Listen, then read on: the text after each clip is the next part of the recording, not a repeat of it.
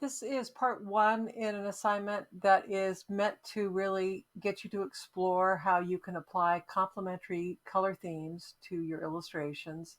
And then by adding white, gray, or black on a layer, you can introduce some additional colors in the piece. And really, I think it's a very compelling way to create an illustration. So let's just dive in.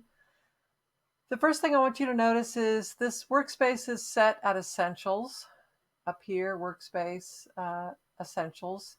But I'm going to do something to clean up all this mess because I don't need a lot of it. I'm just going to hold down my mouse and drag layers so it's off over here. And then I'm actually going to just close that.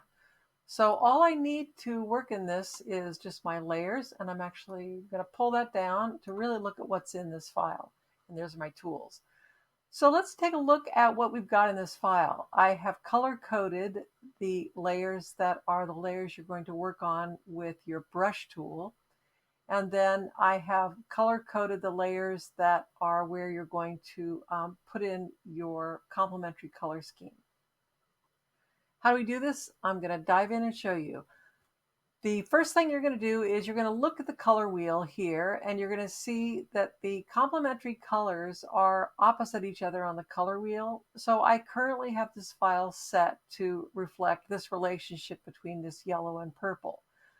But don't keep this one. Explore how to change it, and then you're going to learn more about Photoshop as well. The wonderful thing about the eyedropper tool in both Illustrator and InDesign and Photoshop is that it will capture color information and provide a hex code for you to use and apply in a file. What does that mean? Let's dive in. Let's just say I want to change this color scheme to be this complementary, where I've got this dark kind of a deep purple blue, and across from that, directly across from that, is this sort of orange color. So I'm going to make the orange color the sky color, which is currently yellow. So what I'm going to do is I'm first going to, you can literally just hit I on your keyboard and it wakes up the eyedropper tool. With that tool awake, I'm going to click on that color, and you're going to see that it has now put it in the fill in the information in Photoshop.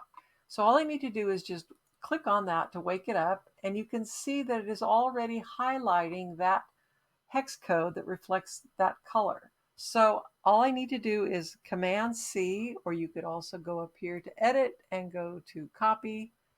We want to grab that information. And now we're just going to click on this layer that has this, it's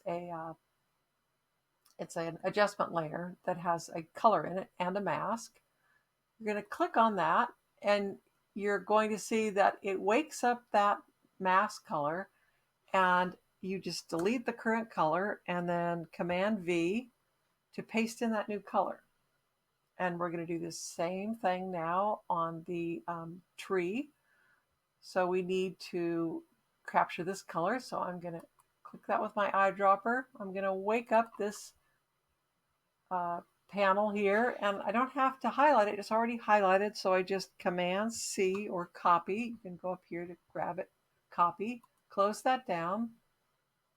We're going to wake up this layer, and we're going to hit delete to get rid of that information and paste that in, Command V, and there we have our complementary color scheme for the artwork.